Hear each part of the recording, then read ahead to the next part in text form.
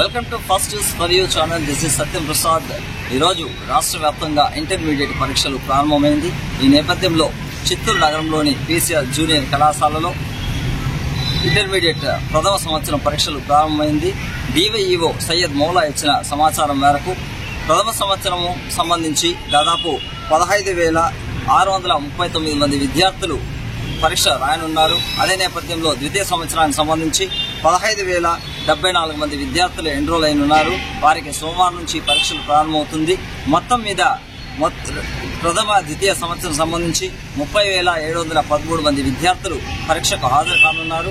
వీటితో పాటు ఇటీవల తిరుపతిలో ఓ ప్రైవేట్ కళాశాలకు సంబంధించి ఇష్యూ జరిగిన నేపథ్యంలో అక్కడ ఉన్న 84 మంది విద్యార్థులను వివిధ సెంటర్లకు అలాట్ చేయడం జరిగింది. అందులో భాగంగా కొంతమంది విద్యార్థులు పీసీఆర్ జూనియర్ కళాశాలలో కూడా ఎగ్జామ్ రాస్తారు. ఈ నేపథ్యంలో మొత్తం జిల్లా వ్యాప్తంగా 50 సెంటర్లను కేటాయించారు. ఈ 50 సెంటర్లలో పాటు 670 మంది ఇన్విజిలేటర్లను కేటాయించారు. దాంతోపాటు 3 సిట్టింగ్ స్క్వాడ్లను 3 ఫ్లయింగ్ స్క్వాడ్లను కూడా ఏర్పాటు చేయడం జరిగింది. డిఐఈఓ సయ్యద్ మౌలా ఇప్పటికే సీసీ కెమెరాలో అక్కడ ఉన్న పరీక్షలు రాసే విధానాన్ని కూడా ఆయన చూస్తూ ఉన్నారు. పారదర్శకంగా పరీక్షలను నిర్వహిస్తామన్నారు.